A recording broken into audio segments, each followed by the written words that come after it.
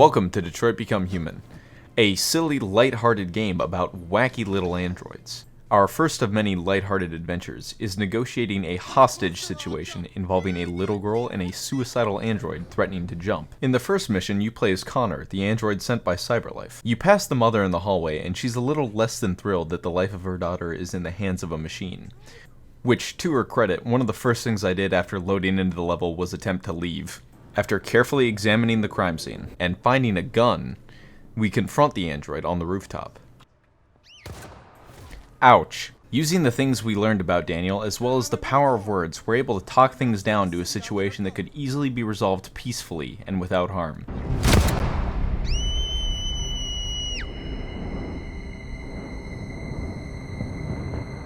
They say if you love what you do, you'll never work a day in your life. Our next chapter finds us in the Cyberlife store, playing as the freshly repaired android Kara. Kara is being picked up by the strapping gentleman known as Todd. In this alternate version of Detroit, the economy is built up not of gun crime, but instead of androids, which are the lifeblood of the city. And last but not least, we're introduced to Marcus, the antagonist. You see, the whole point of this game is to follow our three protagonists and their development, and I'm going to develop into a fucking threat. You are the one by whom the evil will come. You are the one who will destroy Detroit. Correct. Once I fucking figure out doors, it's over for you bitches. Just before leaving the level, you get your Joker on the train moment. What do we want? Where the fuck you going, Tin Can? What are you doing? No kidding. Look at this little motherfucker. You steal our jobs, but you can't even stand up. We're gonna fuck your bitch ass up. Yeah, waste it. Do it! I, A, plan on taking that incredibly personally, and B, have a hard time believing humanity could only come up with tin can as a slur for androids. Switching back to Kara's story, Todd takes you back to his place, where you're introduced to Alice. Now, Alice is the entire point of Kara's story. You must protect her at all costs.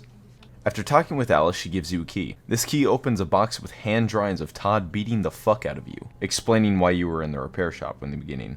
Keeping Alice safe is going to be easier said than done, as Todd has the power of not one, but 15 abusive father figures. We cut back to Marcus as he arrives home, and after staring at a statue of two deer having sex, you go and meet your master, Carl. Carl is an acclaimed artist suffering from burnout, and during one of his painting sessions, he asks you to paint something. I decided to paint a self-portrait of me during tax season. Before I can get too angry thinking about the IRS, Carl's deadbeat son Leo walks in, and like the IRS, is here for money that isn't his.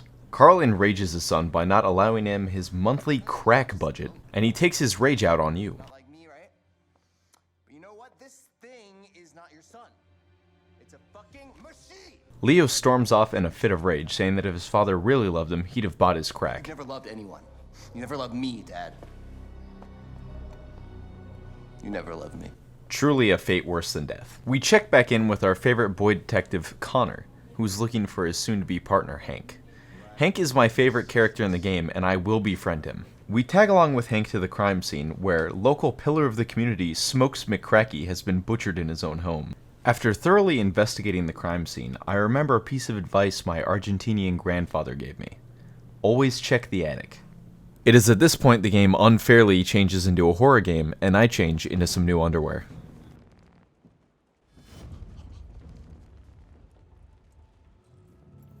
The android begs for his life, but unfortunately for him, you didn't ask. It's here, Lieutenant. Oh shit. Chris, Ben, get your asses in here now. We turn our attention once more to Casa de Domestic Abuse. You serve up a lovely family dinner, until Todd ruins it by ditching the crack and going for the whack. Your desire to protect Alice manifests itself by giving you consciousness and the ability to square off against Todd. A fateful showdown in which I get my ass completely handed to me.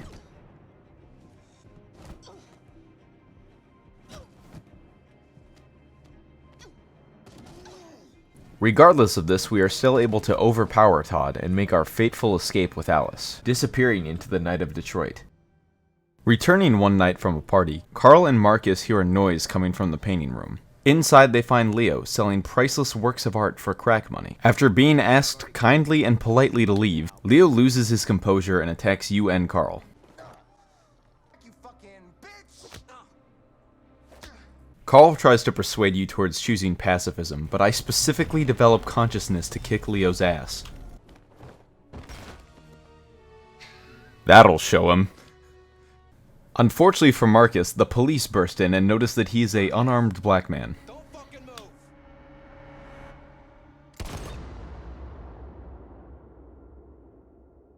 Now that joke was pretty edgy, but there's no way you're gonna convince me that wasn't purely racially motivated. Speaking of police brutality, we find ourselves back at the station interrogating the deviant from the attic. Hank is doing his best to interrogate the android, but it is racist against fleshy people, so they decide to let Connor have a go at it. The name of the game here is balance. You want to stress him out enough so that he'll do what you want, but not so much that he self-destructs. This strategy is what is referred to as the American education system. The optimal strategy for this interrogation is to open up by scaring the fucking piss out of him. 28 stab wounds. And once he's good and pissed his pants, you can go ahead and tell him everything's gonna be alright. Which is a lie, but that's okay, because police do that in real life interrogations. Please. Please leave me alone. All right. All right. Everything is going to be okay. After enough gaslighting, the android finally opens up. Turns out his drug fiend owner was actually not such a nice guy. And the killing was to protect himself. Now, were a human to say this, this would be considered self-defense. However, androids do not have rights, making this a slam dunk confession. He also spouts out about some prophecy about androids being liberated or some shit like that. I'm sure that really doesn't matter. We're here for the murder after all.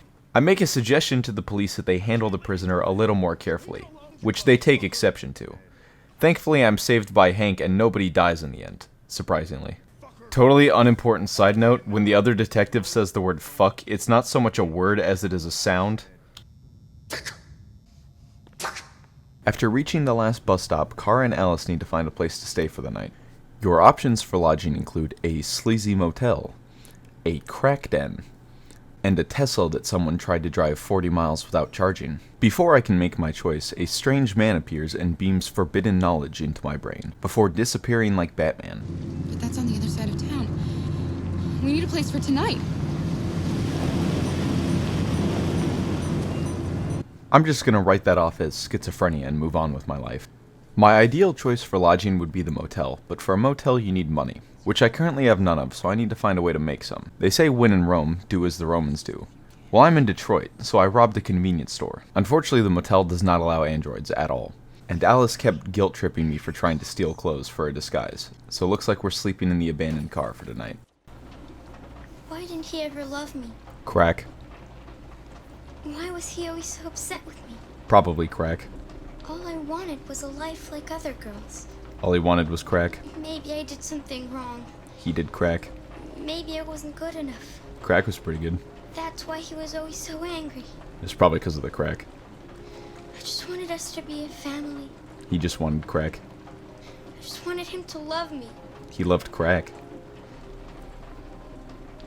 Why can't we just be happy? Crack. We cut back to Marcus as he is surprisingly still alive. Marcus has survived racism, but it has not left him unscathed. This forces Marcus to go through the American healthcare system, picking up organs and limbs off the ground or ripping them out of his fellow android, and that's all with insurance.